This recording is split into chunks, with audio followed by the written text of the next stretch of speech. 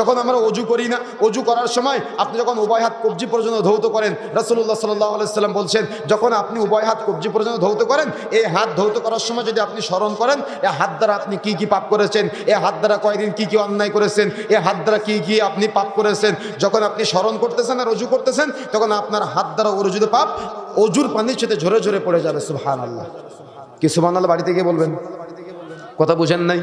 কথা বুঝতে পেরেছেন? যেন আপনি অজু করতেছেন, আপনার জীবদ্দশায় আপনি অজু করার সময় কখনো ভেবেছেন যে আপনি আপনার হাত দ্বারা কি কি পাপ করেছেন? এমনকি আল্লাহ রাসূল বলছে যদি কারণ নখের মধ্যেও পাপ থাকে তাহলে সেখানে যদি অজুর পানি প্রবেশ করে তবুও তার পাপটা ঝরে যাবে। সুবহানাল্লাহ।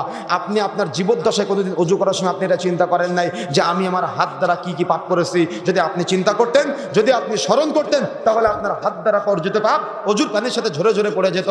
যখন আপনি মুখ ধৌত করেন, মুখ দ্বারা কত বেফাস কথাবার্তা বলে ফেলেন, কত ফাহেসা কথাবার্তা বলে ফেলেন, যদি আপনি এগুলা স্মরণ